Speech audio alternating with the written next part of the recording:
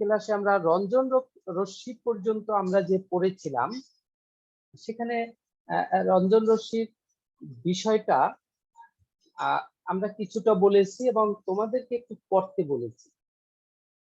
হয়তো অনেকে পড়েছো, আবার অনেকে হয়তো সময় পাও নাই, মেবি।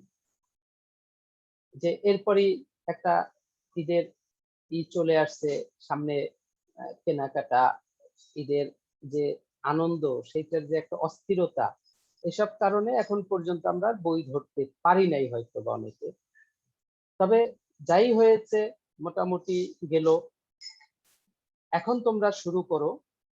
এখন আর ওই ঈদের আনন্দের পিছনে আর ছুটে আমাদের আর লাভ নেই, এটা গত হয়ে গেছে মূলত। আবার সামনের জন্য আমরা চিন্তা করি। আর পড়াশোনায় এখন তোমরা ফুললি আবার ব্যাক করো। তাই যারা পড়ো নাই তারা পড়ো, আর যারা পড়েছো তাদের অনুভূতি কি, ওখানে কি মনে হয়, বোঝা যায় কিনা, এই রঞ্জন রশ্মির যে বিষয়গুলো ওগুলো আমরা বুঝি কিনা আসলে। সেখানে আমরা সমীকরণও দেখেছিলাম, তারপরে কিভাবে রঞ্জন রশ্মি উৎপাদন হয় সেটা আমরা দেখেছিলাম। সেখান থেকে অঙ্কও আমরা করতে বলেছি।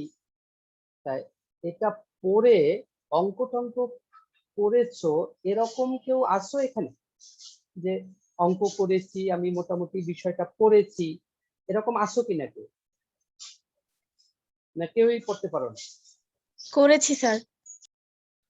আচ্ছা, তুমি করে তোমার কি মনে হয়েছে? ওখানে কি বিষয়গুলো কি বেশি জটিল না বোঝা যায়? স্যার আমি তো বুঝেছি। আচ্ছা, ও মোটামুটি ও বুঝছে বা ও পড়েছে। আর অনেকে আছো মনে হয় পড়ো নাই, তোমরা পড়ে ফেলো, পড়লে বুঝতে পারবা। এখানে যে কয়টা টপিকই আছে এখন সামনে, প্রত্যেকটা হইল তোমাদের উপরই নির্ভর করে।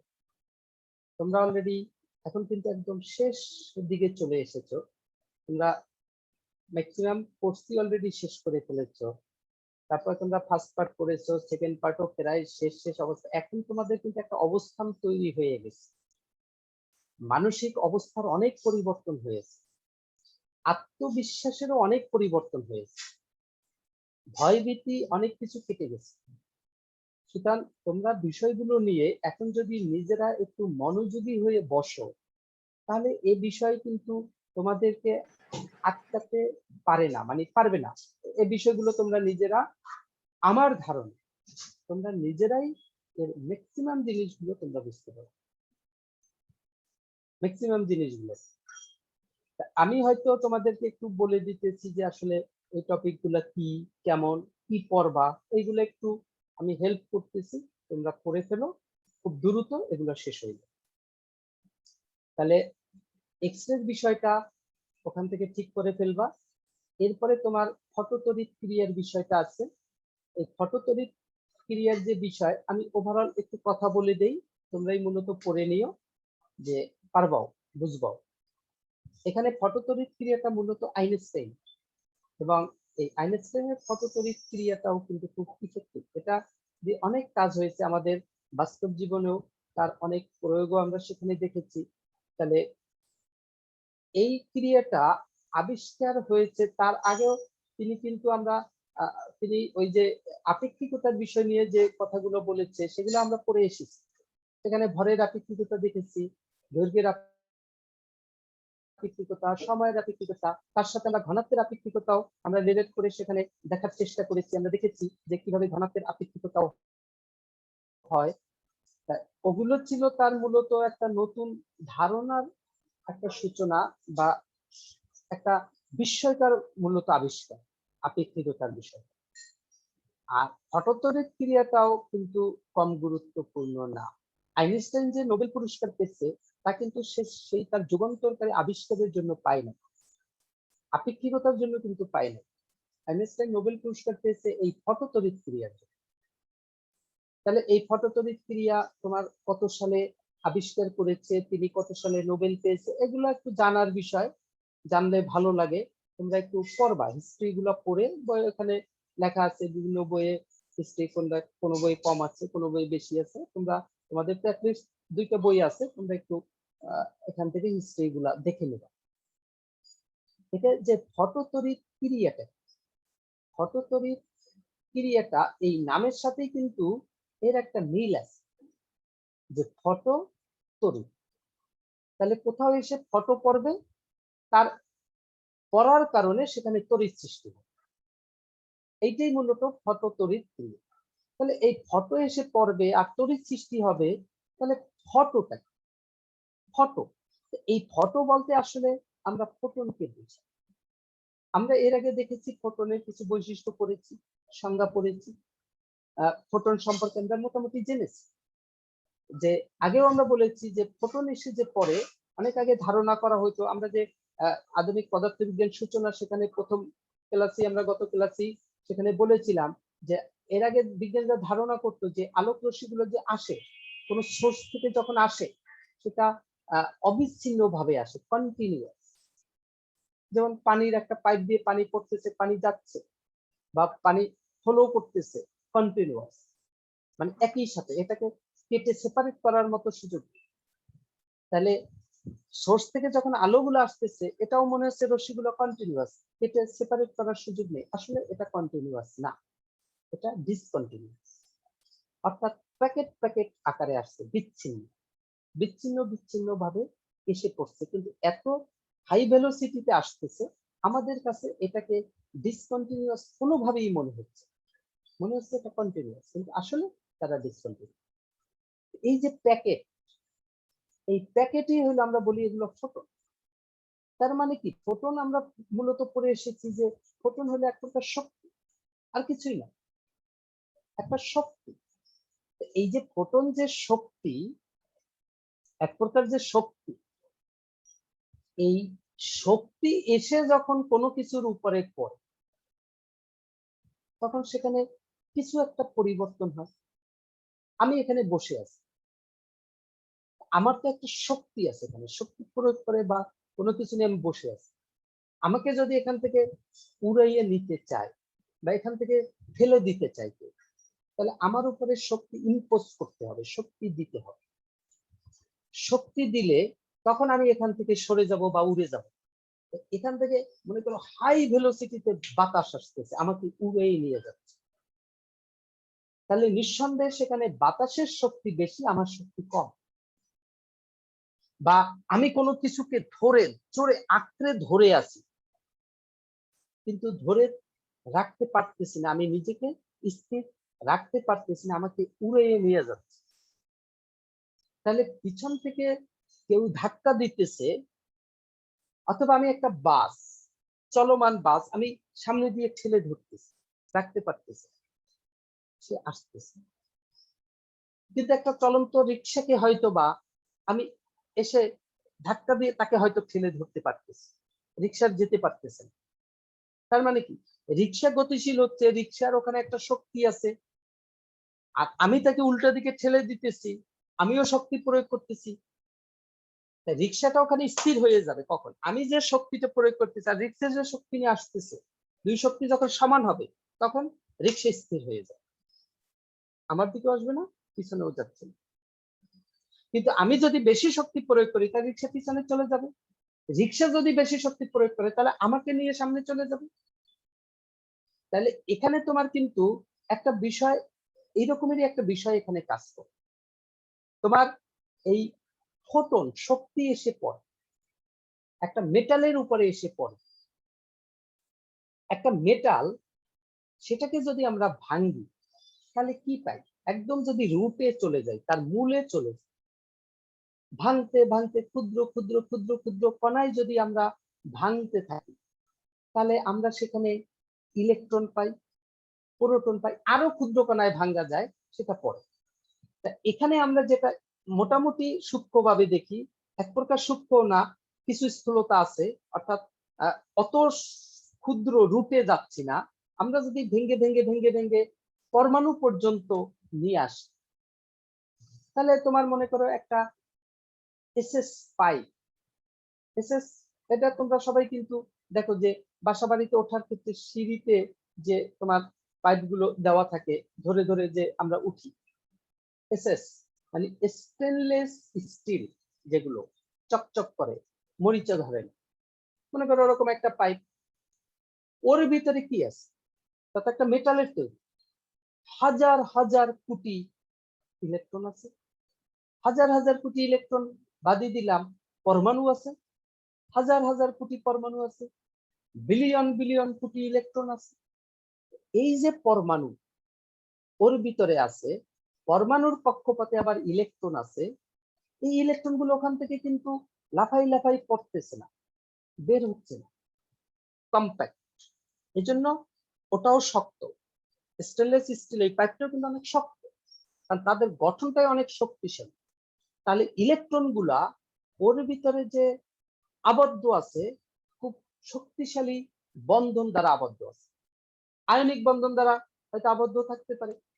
তাহলে এখানে তোমার দেখা যাচ্ছে যে, অথবা এখানে আমরা যেটা বলতে পারি যে, আমরা বন্ধন যদি না যাই, ইলেকট্রন গুলা নিউক্লিয়াস তাকে ধরে রাখতেছে, তার মানে একটা শক্তিশালী বন্ধন বা শক্তি দিয়ে ধরে রাখতেছে, ওখানে শক্তিটা বেশ ভালোই, অনেক অনেক স্ট্রং, মানে অনেক বেশি শক্তিটা, এই শক্তি নিয়ে ইলেকট্রন গুলাকে ধরে রাখতেছে। এখন আমি যদি ওর ভিতর থেকে ইলেকট্রন গুলাকে সরিয়ে নিতে চাই, আমি যদি ইলেকট্রন গুলাকে বের করে দিতে চাই, তাহলে কি করতে হবে? তাহলে যদি ইলেকট্রন ওর ভিতরে 100 জন শক্তি দিয়ে যদি আবদ্ধ থাকে, ইলেকট্রনটাকে বের করতে গেলে কি লাগবে? ন্যূনতম 100 জন শক্তি লাগবে। তার থেকে কম দিলে কোনোভাবে ইলেকট্রনটা বের হওয়া সম্ভব? আমি এখানে 100 জন শক্তি নিয়ে একটা খুঁটির সাথে নিজেকে ধরে রেখেছি, আমাকে যদি উড়িয়ে নিতে চায়, তাহলে অবশ্যই 100 জুল বা তার থেকে বেশি শক্তি দিতে হবে। 100 জুলের কম দিলে তো আমাকে উড়িয়ে নিতে পারবে না। তাহলে আমাকে যদি ওখান থেকে 100 জুল শক্তি আমার উপরে প্রয়োগ করে, তাহলে আমি ইমব্যালেন্স হয়ে যাব, পুরো ইমব্যালেন্স অবস্থায় চলে আসবে, মানে অস্থিতিশীল অবস্থা। তখন আমি কিন্তু সেখানে আর নিজেকে ধরে রাখার মতো অবস্থা হবে না, সেখান থেকে সরে যাই অবস্থায় রাখবো। তাহলে যখন কোনো মেটালের ভিতরে ইলেকট্রন থাকে, সেটা যদি 100 জুল শক্তি নিয়ে অবস্থান করে, তাহলে এইটা হলো তার ওখানে অবস্থান করার, স্থিতিশীল থাকার শক্তি। এই যে শক্তিটা, এই শক্তির একটা সুন্দর নাম আছে, এটাকে বলা হয় কার্য অপেক্ষক। এই শক্তিটা, তাহলে ন্যূনতম যে শক্তি নিয়ে অবস্থান করতেছে, অর্থাৎ একটা ইলেকট্রন একটা মেটালের ভিতরে যে শক্তি নিয়ে অবস্থান করতেছে, এই শক্তিটাই কার্য অপেক্ষক। এই কার্য অপেক্ষক সংজ্ঞাটা কিন্তু খুবই গুরুত্বপূর্ণ। কার্য অপেক্ষক, সূচন কম্পাঙ্ক, এখানে এরকম কিছু বিষয় আছে, নিবৃত্তি বিভব, এগুলো প্রচুর আসে পরীক্ষা, এগুলো আস্তে আস্তে আমি বলতেছি। তাহলে হয়তো সংজ্ঞাটা একটু আরো বড় ভাবে দেওয়া আছে, মূল বিষয় কিন্তু এই। তাহলে এখানে ওই ইলেকট্রনটা যে শক্তি নিয়ে অবস্থান করতেছে, ওই শক্তিটাই কার্য অপেক্ষক। এখন ওই ইলেকট্রনটাকে যদি ওখান থেকে বের করে দিতে চাই, তাহলে বাহির থেকে এর উপরে শক্তি পুশ করতে হবে।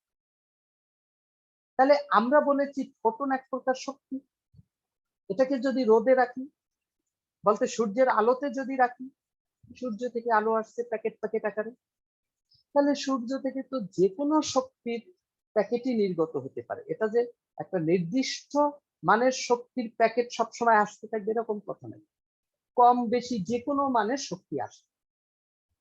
যখন সূর্য থেকে কখনো কম আসে কখনো বেশি আসে, সূর্যের তাপ কম, তার মানে কি যে ফোটন গুলো আসতেছে তার শক্তি কম। সূর্যের তাপ বেশি দুপুরবেলা, যে ফোটন গুলো আসতেছে তার শক্তি বেশি। এই যে শক্তি আসলো, শক্তি এসে যদি 80 জুল শক্তির ফোটন আসে, এসে যদি ওই স্টেনলেস স্টিল ওই মেটালের উপরে যদি এসে পড়ে, তাহলে ওই মেটাল থেকে ইলেকট্রন কি নির্গত হবে না হবে না? কি মনে হয় তোমার? আমরা কিন্তু বলে এসেছি যে ওই মেটালের ভিতরে যে ইলেকট্রন আছে, সে 100 জন শক্তি নিয়ে আবদ্ধ আছে। তাহলে ওই মেটালের উপরে যদি সূর্য থেকে 80 জুল শক্তির ফোটন এসে পড়ে, তাহলে ওই ফোটন কি মেটাল থেকে ইলেকট্রন গুলাকে বিচ্ছিন্ন করতে পারবে, নির্গত করতে পারবে? কি মনে হয় তোমার? কি বলে তোমার কমন সেন্স? সম্ভব? কিছু মনে হয় না? আমরা এতক্ষণ এতগুলো কথা কি বললাম?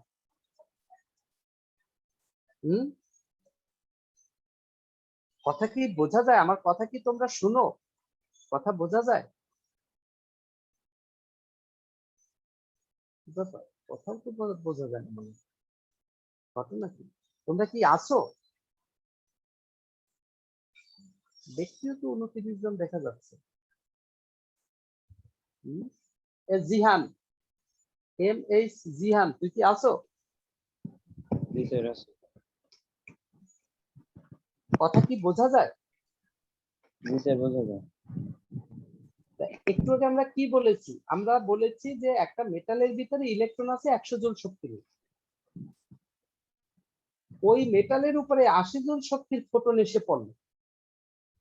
মেটাল থেকে কি ইলেকট্রন নির্গত হবে না হবে না? কি মনে হয় তোর কাছে?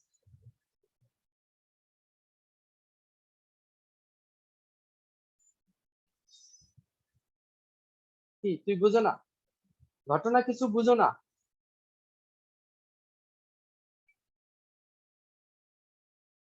তোর কথা এখন বন্ধ হয়ে গেল কেন জিয়ান? একটু আগে তো শুনছো কথা। স্যার পড়া লাগবে বাসায়। আবার পড়া লাগবে? এতক্ষণ আমি কি বললাম? তোর বুঝিনি। যদি পড়াই লাগে পড়বি, কিন্তু আমি যে এতক্ষণ বললাম যে কথা, তার আন্ডারে কি কিছু বোঝা যায় না? আমি এখানে বললাম যে আমি এখানে যদি 100 জুল শক্তি নিয়ে স্যার বসে হবে থাকি, না। তাহলে আমাকে এখান থেকে সরাতে গেলে কত জুল শক্তি দিতে হবে? এটা কি কমন সেন্স কি বলে? আমি কোনো কিছু ধরে রাখলাম 100 জুল শক্তি নিয়ে, ওটা যদি ওখান থেকে সরিয়ে নিতে চাই কেউ, তাহলে কত জুল শক্তি প্রয়োগ করতে হবে ন্যূনতম? 100 জুলের বেশি। 100 জুলের বেশি প্রয়োগ করতে হবে। তার ন্যূনতম প্রয়োগ করতে হবে 100 জুল। 100 জুল এখানে যদি কেউ 80 জুল প্রয়োগ করে, তাহলে আমার হাত থেকে ছুটবে সেটা? না। সম্ভব? না। একটা ইলেকট্রন কোন মেটালের ভিতরে অবস্থান করতেছে 100 জুল শক্তি নিয়ে। ওই ইলেকট্রনের উপরে এসে 80 জুল শক্তি পড়লো, ফোটন পড়লো, 80 জুল শক্তির ফোটন পড়লো। ইলেকট্রনকে ধরে রাখছে 100 জুল শক্তি দিয়ে ভিতরে মেটাল, 100 জুল শক্তি নিয়ে তাকে ধরে রাখছে। আর যখন ইলেকট্রনের উপরে 80 জুলের ফোটন এসে পড়লো, এর মানে কি ইলেকট্রনটা ওই 80 জুল অ্যাবজর্ব করছে, 80 জুল খাইছে। তাহলে ইলেকট্রনের ভিতরে শক্তি কত জুল হইল? 80 জুল হইল, কিন্তু তাকে টেনে রাখছে কত জুল দিয়ে? 100 জুল দিয়ে। ইলেকট্রনটা কি এখন ওখান থেকে ছুটে যেতে পারবে? কি মনে হয়?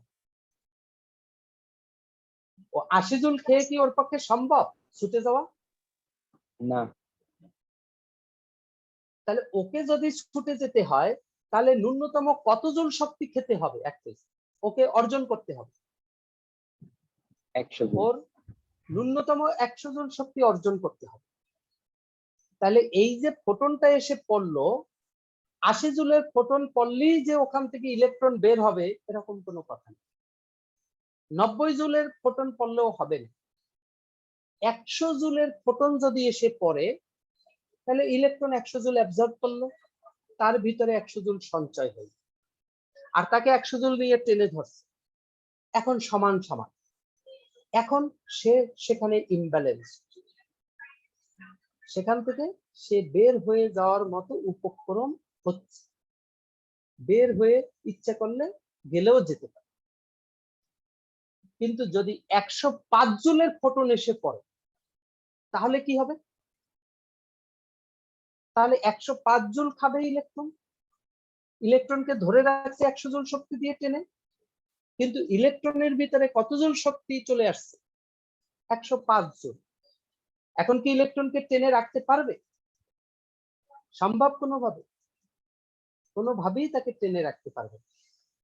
তাহলে ওই ইলেকট্রনের 100 জুল 105 জুলের 100 জুল খরচ হবে ওই যে তাকে টেনে রাখছে সেই কাজে, আর এক্সট্রা যে 5 জুল আছে সেই 5 জুল দিয়ে সে ওখান থেকে বের হয়ে যায়, তখনই ইলেকট্রনটা নির্গত। তাহলে কোন মেটাল থেকে কোন ইলেকট্রন এরকম নির্গত হতে গেলে ন্যূনতম কত জুল শক্তির প্রয়োজন, কত জুল শক্তির ফোটন এসে সেখানে পড়তে হয়। ন্যূনতম যে শক্তিটা নিয়ে ইলেকট্রন ওই মেটালের ভিতরে আবদ্ধ আছে, ন্যূনতম সেই শক্তির ফোটন এসে যদি পড়ে তাহলেই সে বের হবে, অথবা তার থেকে বেশি শক্তির ফোটন এসে পড়লেও সে বের হবে। কিন্তু ইলেকট্রনটা যে শক্তি নিয়ে আবদ্ধ আছে তার থেকে কম শক্তি সম্পন্ন ফোটন যদি এসে পড়ে ওই মেটালের উপরে, তাহলে কোনো ইলেকট্রন নির্গত হবে না। তাহলে কোনো একটা মেটাল সূর্যের আলোতে রাখলেই যে সেখান থেকে ইলেকট্রন বের হবে এরকম কিন্তু কোনো কথা নাই। ওখান থেকে রাখলেই ইলেকট্রন ঝাঁকে ঝাঁকে বের হইতে থাকবে তার কোনো কথা নেই।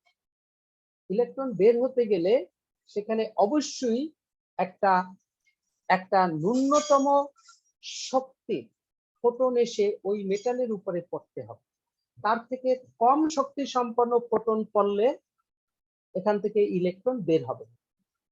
তাই ইলেকট্রন বের হওয়ার শর্তটা কি দাঁড়াইল? ন্যূনতম শক্তিটা, যে ন্যূনতম শক্তির ফোটন এসে পড়বে ওই ফোটনের শক্তি যেটা হবে সর্বনিম্ন সেটা কার সমান হতে হবে? যে শক্তি নিয়ে ইলেকট্রন ওই মেটালের ভিতরে আবদ্ধ আছে। তাহলে সেই শক্তি সম্পন্ন ফোটন যখন এসে পড়বে তখনই ইলেকট্রন বের হবে, অথবা তার থেকে বেশি শক্তি বের হবে, মানে বেশি শক্তির ফোটন এসে পড়লেও বের হবে। তাহলে ফোটন বের হওয়ার এখানে শর্ত আছে, যে মানে সরি ফোটন বের হওয়ার, ইলেকট্রন বের হওয়ার নির্গত হওয়ার শর্ত হলো যে কোনো ফোটন পড়লেই হবে না। তাহলে কোনো ইলেকট্রন কোনো মেটাল থেকে বের হতে চাইলে বা কোনো ইলেকট্রনকে কোনো মেটাল থেকে বের করতে চাইলে ওই ইলেকট্রনটা যে শক্তি নিয়ে মেটালের ভিতরে আবদ্ধ আছে অ্যাটলিস্ট সেই পরিমাণ শক্তি সম্পন্ন ফোটন অথবা তার থেকে বেশি শক্তি সম্পন্ন ফোটন এসে যখন কোনো মেটালের উপরে পড়বে তখনই সেখান থেকে ইলেকট্রন নির্গত। তাহলে দেখো এখান থেকে ওই যে কার্য অপেক্ষকের কথা বলেছিলাম সংজ্ঞা দুই ভাবে দেওয়া আছে। তাহলে একটা ইলেকট্রন ন্যূনতম যে শক্তি নিয়ে অবস্থান করে ওই শক্তিটাকেই কার্য অপেক্ষক। কাজ এবং শক্তি কিন্তু একই, পিছনে আমরা পড়েও এসেছি। তাহলে কার্য অপেক্ষক মানে হলো একটা ইলেকট্রন যে শক্তিটা নিয়ে কোনো মেটালে অবস্থান করে ওইটাই তার কার্য অপেক্ষক, অতটুকু শক্তিটাই তার কার্য অপেক্ষক। ওইটাকে যদি ইলেকট্রনটাকে মুক্ত করতে চায় তাহলে ন্যূনতম কত মানের ফোটন এসে পড়তে হয়, কত মানের শক্তি বিশিষ্ট ফোটন এসে পড়তে হয়, যতটুকু শক্তি নিয়ে অবস্থান করতেছে সেই শক্তি সম্পন্ন ফোটন এসে পড়তে হয়। তাহলে এভাবেও সংজ্ঞাটা দেওয়া হয়, বইয়ে সম্ভবত এভাবেই লেখা যে কোনো একটা ধাতব পদার্থ থেকে ইলেকট্রনকে মুক্ত করার জন্য ন্যূনতম যে শক্তি সম্পন্ন ফোটন এসে মেটালের উপরে পড়ে তখনই ওই পরিমাণ শক্তিকে বা ওই পরিমাণ ওই ফোটনের ওই ন্যূনতম শক্তিটাকেই বলা হয় কার্য অপেক্ষক। তাহলে এখানে বলছে ওই ফোটনের ন্যূনতম শক্তিকে কার্য অপেক্ষক, আর আমি বলেছি একটা ইলেকট্রন একটা মেটালের ভিতরে যে শক্তি নিয়ে আবদ্ধ থাকে সেটাকে বলা হয় কার্য অপেক্ষক। তাহলে বেসিক্যালি দুইটা কিন্তু সমান, কারণ ইলেকট্রনটাকে নির্গত করার জন্য যে সর্বনিম্ন মানের শক্তি এসে পড়তে হয় তাহলে ইলেকট্রনকে মুক্ত করার জন্য সর্বনিম্ন কত মানের শক্তি সম্পন্ন ফোটন পড়তে হবে? যে মানের শক্তি নিয়ে ইলেকট্রন অবস্থান করতেছে সেই মানের শক্তি সম্পন্ন ফোটন এসে পড়তে হয়। এই জন্য ওই ফোটনের শক্তিটাকেই কার্য অপেক্ষক হিসাবে চিহ্নিত করা যেতে পারে। তাহলে কার্য অপেক্ষকের সংজ্ঞা তুমি যেভাবে দাও এই দুইটার, সেটাভাবেই তোমার সংজ্ঞা কিন্তু শুদ্ধ হবে। তো পড়লে বিষয়টা তোমার এখন আস্তে আস্তে চিন্তা করে করে মাথায় মিলে ক্লিয়ার হয়ে যাবে। বিষয়গুলো খুবই সহজ, বুঝে একবারই করে রাখবা, বারবার করবা না, তোমার নিজের মতো করে সংজ্ঞা দিবা। না বুঝে তুমি যতবারই পড়ো ততবারই ভুল হয়ে যাবে। এখন এই যে ইলেকট্রন গুলা নির্গত হয়, এই ইলেকট্রন গুলা নির্গত হয়েছে কিন্তু ফটোর কারণে, মানে ফোটনের কারণে, ফোটন এসে পড়ার কারণে। ইলেকট্রন গুলাকে যদি তুমি একটা টিউবের ভিতরে আবদ্ধ করে তারপর পরিবাহী তারের মধ্য দিয়ে ইলেকট্রন গুলোকে পাস করতে পারো, চলাচল করাতে পারো, তাহলেই তোমার তড়িৎ সৃষ্টি হয়। কারণ তোমরা পিছনেও পড়ে এসেছো যে কোনো পরিবাহীর মধ্য দিয়ে যখন ইলেকট্রন চলাচল করে তার এগেনস্টে তোমার তড়িৎ প্রবাহিত হয়। ইলেকট্রন চলাচল করা মানে তার বিপরীতে তড়িৎ প্রবাহিত হচ্ছে। তাহলে এই যে তড়িৎটা প্রবাহিত হইল পরিবাহীর মধ্য দিয়ে, এই ইলেকট্রন নির্গত হওয়ার কারণে, ইলেকট্রনটা নির্গত হইল ফোটন এসে পড়ার কারণে, এই ঘটনাটাকে বলা হয় ফটোতড়িৎ ক্রিয়া। ফোটন পড়লো, ইলেকট্রন বের হইলো, তড়িৎ সৃষ্টি করে, ঘটনাটা ফটোতড়িৎ। এইটাই আইনস্টাইনের ফটোতড়িৎ। তাহলে এখানে এখানে মূলত তোমার এই মেটালের ভিতরের যে ইলেকট্রনের শক্তিটা সেটাই কার্য অপেক্ষক, অথবা একটা মেটাল থেকে ইলেকট্রনকে বের করতে গেলে ন্যূনতম যে শক্তি সম্পন্ন ফোটন এসে পড়ে ওই ফোটনের শক্তি কি, মানে ওই ন্যূনতম শক্তিটা কি, তখন কার্য অপেক্ষক বলে। এখন যদি আমরা একটু যদি এইভাবে চিন্তা করে দেখি তাহলে আমরা এখানে কি বলতে পারি। এবং তোমরা দেখো যে কোন জায়গায় একটা মেটাল, এরকম একটা মেটাল যদি আমি নেই, এই মেটালে এখানে তোমার একটা ইলেকট্রন এখানে আবদ্ধ আছে, একটা ইলেকট্রন আছে এই জায়গায়। এই ইলেকট্রনের উপরে এখান থেকে তোমার ফোটন এসে এই ইলেকট্রনের উপরে পড়ে। এই ইলেকট্রনটা এর ভিতরে যুক্ত আছে মনে করো 100 জুল শক্তি দ্বারা। তাহলে এখানে যদি 90 জুলের ফোটন এসে পড়ে ইলেকট্রন বের হবে না। যদি 100 জুলের ফোটন এসে পড়ে বের হওয়ার উপক্রম সৃষ্টি হবে। বের হবে হবে ভাব, বের হতেও পারে, কিন্তু হবে হবে ভাব বের হলেও তুমি তার গতিশীল অবস্থাটা দেখবা না। কেন গতিশীল অবস্থা দেখবা না? গতিশীল হতে গেলে তো শক্তির প্রয়োজন। তাহলে ওই যে ফোটনের 100 জুল ও তো অ্যাবজর্ব করছে, পুরোটা খেয়ে ফেলছে, খেয়ে এই যে 100 জুল দিয়ে তাকে টেনে রেখেছে, এটাকে সে ওভারকাম করছে।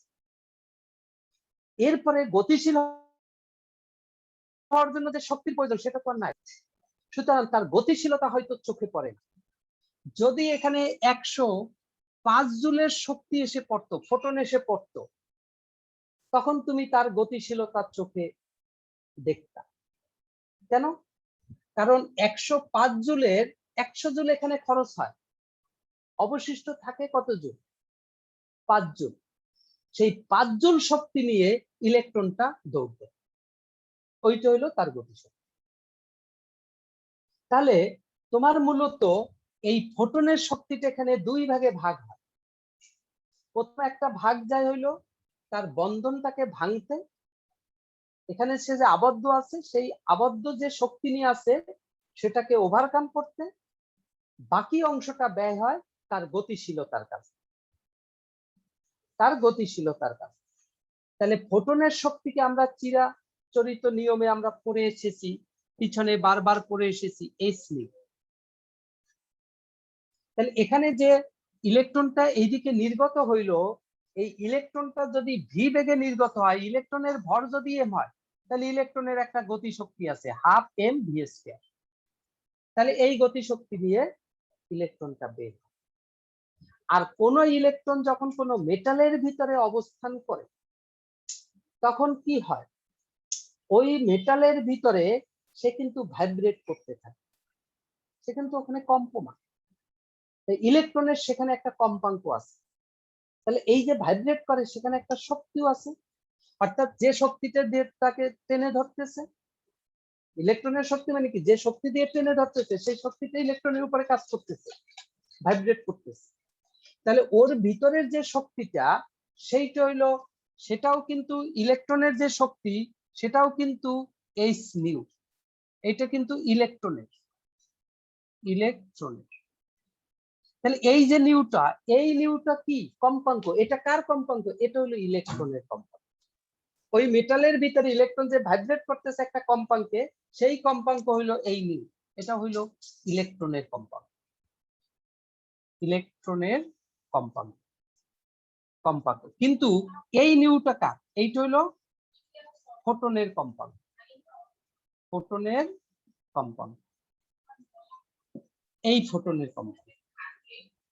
এই দুই কম্পাঙ্ক আবার এক মনে করো না। এখন তুমি দেখো যে ফোটনটা এসে পড়ে, তার শক্তি যদি হয় এইচ নিউ, তাহলে এই শক্তি দুইটা ভাগে ভাগ হয়। প্রথমত এখানে যে শক্তি নিয়ে ইলেকট্রনটা অবস্থান করতেছে ওই শক্তিকে নষ্ট করে, তাহলে যে শক্তি নিয়ে অবস্থান করতেছে সেটা হলো এইটা এইচ নিউ, এইটা ইলেকট্রনের কম্পাঙ্ক। এই কম্পাঙ্ক আর এই কম্পাঙ্ক এক না, সুতরাং এইটা নিউ বললে এটাকে নিউ বলা যাবে না, এটাকে আমরা ধরলাম নিউ নট, এটা নিউ নট। আর অবশিষ্ট যে শক্তিটা থাকে, যদি 100 জুল শক্তি থাকে তাহলে 105 এর 100 জুল লস হইলো, বাকি 5 জুল নিয়ে গতিশীল হইলো, সেটা তার গতি শক্তিতে কনভার্ট হয়, তাহলে বাকিটা যাবে তার গতি শক্তি আপেল ভিএসকে। তাহলে এখানে তোমার এইটা হলো আইনস্টাইনের যে হঠতড়িৎ ক্রিয়া তার বিখ্যাত সমীকরণ, এগুলা তুমি একটু চিন্তা করলেই বুঝতে পারবা। আমি এখানে 100 জুল শক্তি নিয়ে ধরে আছি, আমাকে কেউ 105 জুল শক্তি দিল, তাহলে 5 জুল আমাকে যে ধরে আছি 100 জুল ওভারকাম করার জন্য ওই 105 এর 100 জুল ব্যবহার হয়েছে, আর 5 জুল নিয়ে আমি এখান থেকে দৌড় শুরু করছি, বিষয়টা হুবহু সেম। তাহলে এখানে আমরা এই যে শক্তিটা, ন্যূনতম যে শক্তি এইচ নিউ, এই টোটালটাকে আমরা বলতে পারি কার্য অপেক্ষক। কার্য অপেক্ষক, অপেক্ষক এটাকে তোমরা বইয়ে হয়তো পাবা এরকম, এটাকে লেখে ফাই। তাহলে এই যে half M V square plus phi, অথবা কোনো বইয়ে লেখে এটাকে ডব্লিউ, কার্য অপেক্ষক শক্তি, অর্থাৎ ন্যূনতম যে শক্তিটা নিয়ে ইলেকট্রনটা ওই মেটালে অবস্থান করছে সেই শক্তি। এখন এখানে দেখো এই কার্যপেক্ষক শক্তি আমরা একটু আগেই ব্যাকগ্রাউন্ডে দেখেছি, এইটা হলো তোমার half M V square plus H nu naught.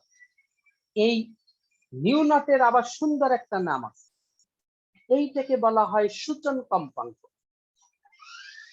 এই নিউ নটটাকে বলা হয় সূচন কম্পাঙ্ক, অর্থাৎ ওর ভিতরে ইলেকট্রনটা যে অবস্থান করতেছে, ও যে ভাইব্রেট করতেছে, ওই ভাইব্রেশনের যে কম্পাঙ্ক ইলেকট্রনের, ওটাই তার সূচন কম্পাঙ্ক। সূচন কম্পাঙ্কের সংজ্ঞাটা কি? সূচন কম্পাঙ্কের সংজ্ঞা হলো কোন মেটালের ভিতরে ইলেকট্রন যে কম্পাঙ্ক নিয়ে সে কম্পিত হতে থাকে, ওই যে কম্পাঙ্কটা ওইটাই সূচন কম্পাঙ্ক। এখন খেয়াল করে দেখো, কম্পাঙ্কের সাথে শক্তি সমানুপাতিক, যার কম্পাঙ্ক বেশি তার শক্তি বেশি, তাহলে এইচ তো কনস্ট্যান্ট, তাহলে ই ইজ প্রপোর্শনাল টু নিউ। তাহলে এখানে যেহেতু ইলেকট্রন নির্গত হচ্ছে, সুতরাং এইখান থেকে তোমরা কি অনুমান করতে পারো নিউ বড় না নিউ নট বড়? ধারণায় কিছু আসে? অবশ্যই কিন্তু তোমাদের এখন ক্লিয়ার হয়ে যাওয়ার কথা কে বড় হতে পারে, কারণ এই নিউ কম্পাঙ্ক আর এই নিউ নট কম্পাঙ্ক, এই নিউটা হইল ফোটনের কম্পাঙ্ক, আর এই নিউ নটটা হইলো এর ভিতরে যে ইলেকট্রন থাকতেছে ওই ইলেকট্রনের কম্পাঙ্ক। তাহলে তোমার যদি এইখানে তোমার এই এইচ নিউ মোট শক্তির একটা শক্তি এখানে খরচ হয়েছে, তাহলে H nu not, H S তো দুই জায়গায় সমান, তাহলে এইচ নিউ নটটা এই শক্তিটা অবশ্যই এইচ নিউ থেকে ছোট, কারণ এইচ নিউর একটা অংশ এটা। এইচ এস যেহেতু সমান, তাহলে নিউ নটটা অবশ্যই নিউ থেকে ছোট। তোমার এইখানে যদি এই ন্যূনতম কম্পাঙ্ক অর্থাৎ যে কম্পাঙ্ক নিয়ে সে আবদ্ধ আছে সেই কম্পাঙ্ক যদি ফোটন থেকে বেশি হয় তাহলে তো ও বেরো হবে না। তাহলে বের হতে হলে আমরা এতক্ষণ শক্তি নিয়ে কথা বলছি, এখন যদি কম্পাঙ্ক নিয়ে কথা বলি, যে ফোটন আসতেছে, ফোটন তো একটা কম্পাঙ্ক নিয়ে আসতেছে, এখান থেকে ইলেকট্রন মুক্ত করতে চাইলে ইলেকট্রন এর ভিতরে আবদ্ধ আছে, ইলেকট্রন একটা কম্পাঙ্ক নিয়ে আবদ্ধ আছে, এই যে কাঁপতেছে, ভাইব্রেট করতেছে, কক্ষপথে ঘুরতেছে আর ভাইব্রেট করতেছে। তাহলে ও যে কম্পাঙ্ক নিয়ে আবদ্ধ আছে সেই কম্পাঙ্কটা অবশ্যই যে ফোটন এসে পড়বে তার থেকে ছোট হইতে হবে বা ওই ফোটনের সমান হইতে হবে এর কম্পাঙ্ক, বা এই কম্পাঙ্কটা ছোট হবে, অর্থাৎ ফোটনের কম্পাঙ্কটা বড় হতে হবে। যদি সমান কম্পাঙ্কের ফোটনও এসে পড়ে তাহলে এখান থেকে মুক্ত হওয়ার উপক্রম হয়। আর যদি বেশি কম্পাঙ্কের ফোটন এসে পড়ে তাই তো কোনো কথাই নেই, এখানে যে কম্পাঙ্ক দিয়ে ভাইব্রেট করতে সব কিছুই না, ওকে ওখান থেকে দ্রুত বের করে দেয়। কিন্তু এখান থেকে যে ফোটন এসে পড়তেছে সেই ফোটনের কম্পাঙ্ক যদি কম হয়, এখানে যে ইলেকট্রন আছে ভাইব্রেট করতেছে সেই কম্পাঙ্ক থেকে, তাহলে এই ইলেকট্রনকে সে সরাতে পারে না।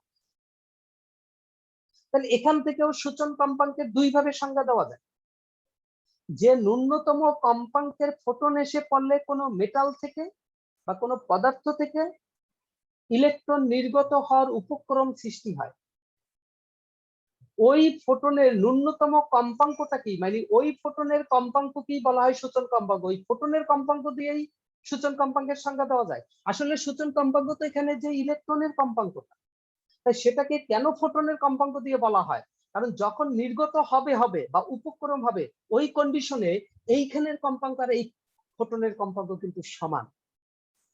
তাই তুমি যদি সংজ্ঞা সরাসরি এইখানে এই মেটালের ভিতরে ইলেকট্রনের যে ন্যূনতম কম্পাঙ্ক অর্থাৎ যে কম্পাঙ্ক সেখানে সে স্থিতিশীল থাকে বা ভাইব্রেট করতে থাকে ওই কম্পাঙ্কটাকেই সূচন কম্পাঙ্ক বলে, অথবা যে ন্যূনতম কম্পাঙ্কের ফোটন এসে পড়লে কোনো মেটাল থেকে ইলেকট্রন নির্গত হওয়ার মতো অবস্থা সৃষ্টি হয়, ফোটনের ওই কম্পাঙ্ক কি বলা হয় সূচন কম্পাঙ্ক, একই কথা, সংজ্ঞা যেভাবে।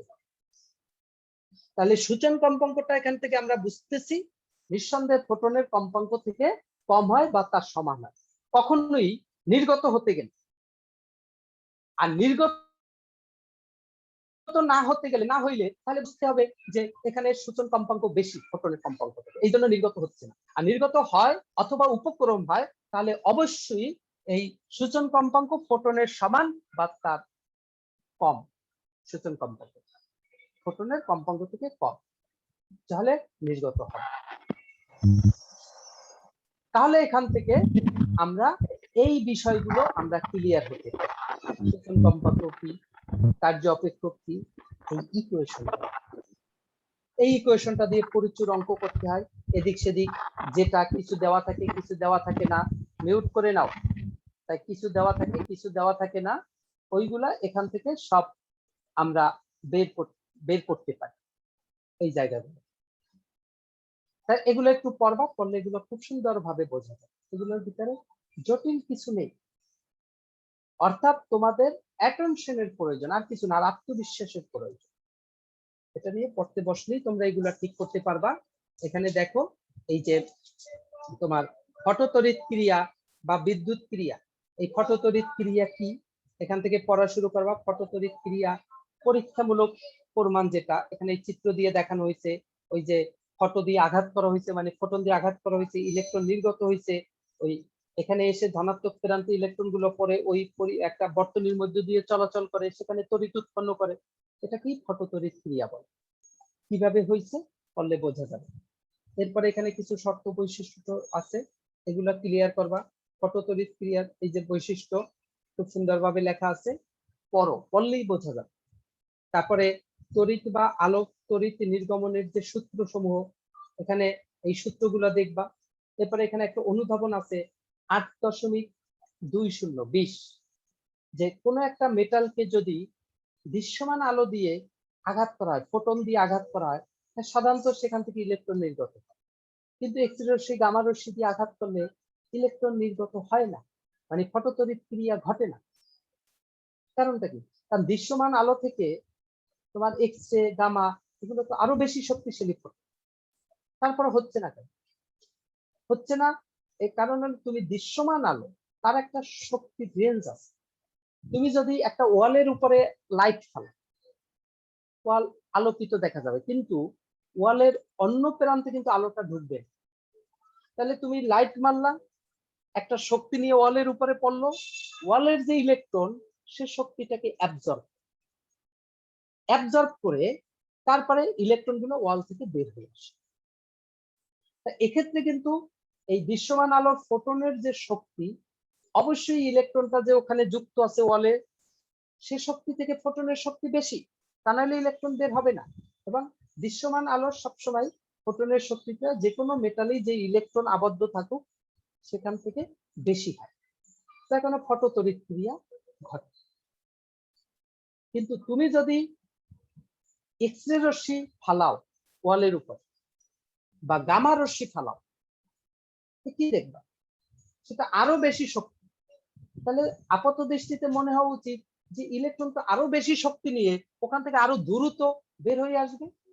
না, এইটা ঘটে না। ঘটে না কারণটা হইলো ইলেকট্রন ওয়ালের উপরে পড়ে, সরি ওই গামা রশ্মি ওয়ালের উপরে পড়ে এতই শক্তি সম্পন্ন রশ্মি ওয়াল ভেদ করে দ্রুত এ মাথা থেকে ও মাথায় চলে যায়, ওয়াল ভেদ করে চলে যায়। ওই গামা রশ্মির শক্তিটাকে শোষণ করার সুযোগ, পর্যাপ্ত পরিমাণে শোষণ করার সুযোগ ওই ওয়ালের ভিতরের যে ইলেকট্রন তাকে দেয় না, ওর আগেই ও ভেদ করে চলে যায়, বের হয়ে চলে যায়।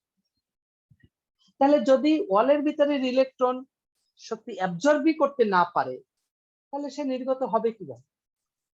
অথচ গামা রশ্মির শক্তি দৃশ্যমান আলোক থেকে কত হাজার হাজার গুণ বেশি। এই বেশি তার আবার অতিরিক্ত বেশি কাল হয়ে দাঁড়াইছে, ওই ইলেকট্রন অ্যাবজর্ব করার মতো সুযোগ পাচ্ছে না। আমরা যখন কোনো হাড় টাড় ভেঙে যায় এক্স রে দিয়ে পরীক্ষা এক্স রে করি, কারণ কি?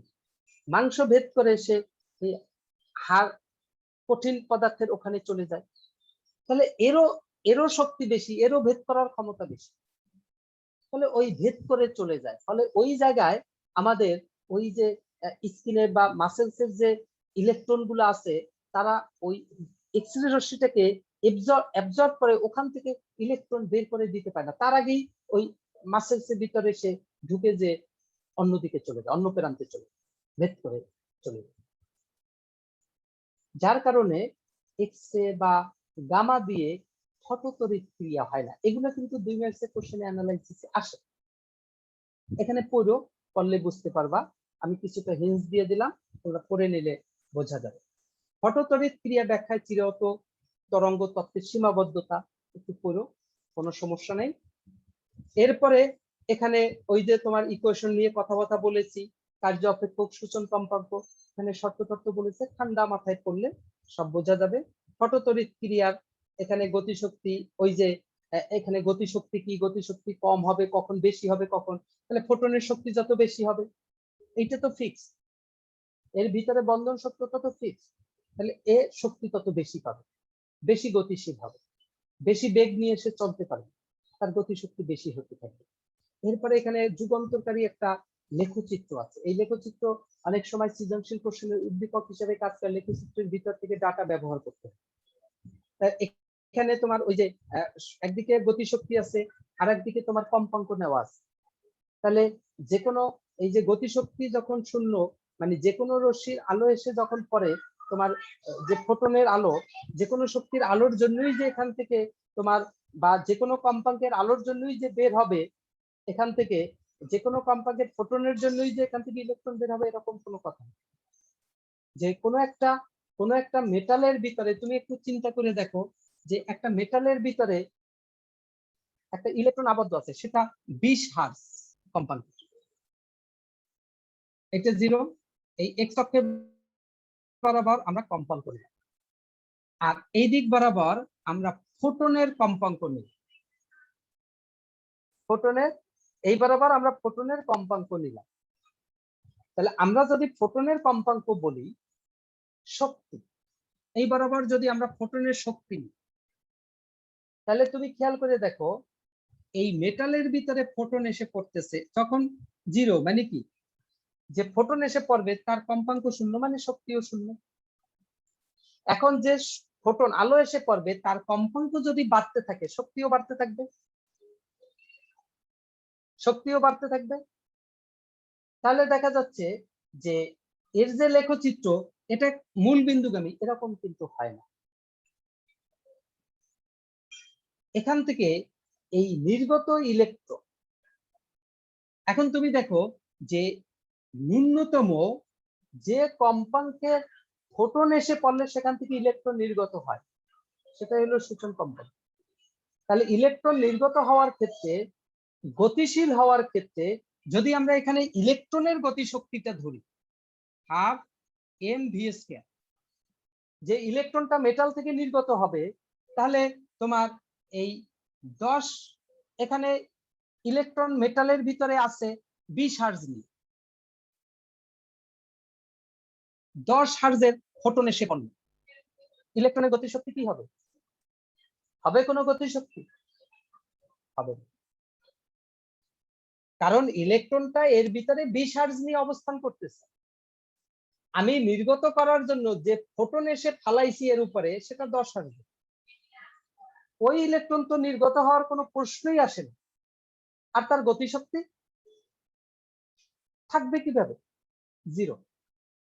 যদি 15 হার্জের ফোটন এসে ফালাই তাহলে ওই ইলেকট্রন নির্গত হবে না, গতিশক্তি 0 নাই। তাহলে এই 10 হার্জ, 15 হার্জ, 20 হার্জ, এই 20 হার্জের ইলেকট্রন যদি এসে ফালাই, এখানে আছে 100 জুল শক্তি নিয়ে, তার আগে 20 হার্জ কম্পাঙ্কের, সেই 100 জুল শক্তি তার কম্পাঙ্ক ধরে 20 হার্জ, তাহলে এই 20 হার্জের কম্পাঙ্ক নিয়ে অবস্থান করতেছে, আর এখান থেকে 20 হার্জের ফোটন এসে পড়তেছে। এখন বের হওয়ার উপক্রম হবে, কিন্তু গতিশক্তি 0, তখনও গতিশক্তি 0। এখন যদি এখানে 20.5 হার্জের ফোটন ফালাই তখনই ইলেকট্রন নির্গত হবে, ওই যে তার থেকে বেশি হার্জের ফোটন ফালানো হয়েছে, তাহলে ইলেকট্রন বের হবে। তার লেখচিত্র এইভাবে টানবে। তাহলে এখান থেকে নিঃসন্দেহে বোঝা যায় এতটুকু কি ওই মেটালের সূচন কম্পাঙ্ক। তাহলে এরকম মান দিয়ে দেবে, সূচন কম্পাঙ্ক সেটা বলে দিবে না, তাহলে এখান থেকেই বুঝে নিতে হবে এই লেখচিত্রের এই 20 হার্জ তার সূচন কম্পাঙ্ক। এই লেখচিত্রটা একটু অ্যানালাইসিস করবা। এরপরে এখানে যদি আমরা থিটা ধরি, তারপরে এখান থেকে যদি একটা লম্ব টানি, তাহলে এখানে ঢাল পাওয়া যায়, তাহলে ট্যান থিটার ইকুয়েশন ফালানো যায়, সব ম্যাথমেটিক্স করা ইজিলি বোঝা যায়। এই বিষয়টুকু তোমরা পড়বা। এই পর্যন্ত পড়ে এখানে একটা অঙ্ক একটা দুইটা মনে হয় অঙ্ক আছে, অঙ্ক একটু দেখবা। দেখার পরে আইনস্টাইনের ফটো ইলেকট্রিক বা আলো তড়িৎ ক্রিয়ার সমীকরণের সাহায্যে ফটো তড়িৎ ক্রিয়ার ব্যাখ্যা, এই ব্যাখ্যা একটু দেখো। ফটো তড়িৎ কোষ, এই ফটো তড়িৎ কোষ কি জিনিস এগুলো একটু দেখো। ডি ব্রগলির তরঙ্গের আগ পর্যন্ত তোমরা পড়ে ফেলাও। তোমরা একটু এখন একটু তড়িৎ গতিতে কাজ করো, তার মূলত এক্স এ, আর এই অংশটা তোমরা দেখে ফেলাও। তারপর ডি ব্রগলি আছে, হাইজেনবার্গের অনিশ্চয়তা আছে, কম্পটন ইফেক্ট আছে। 2 দিনের ভিতরে এগুলো শেষ হয়ে যাবে, 2 লেকচার। এখন কিন্তু পড়া তোমাদের বেশি, আমার পড়া কম, আমি পড়াবো কম, আমি জাস্ট কিছু কথাবার্তা বলবো, তোমরা পড়ে ফেলবা, দেখবা যে পড়া খুব ইজিলি নিজেরাই করা যায়, বোঝা যায়।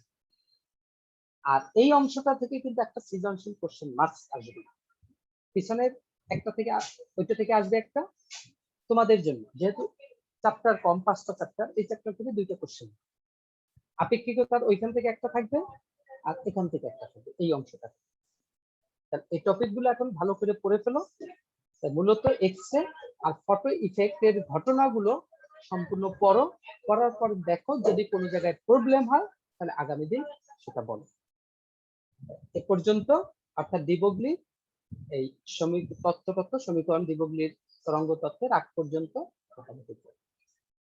ওকে, আল্লাহ হাফেজ, রেখে দিলাম।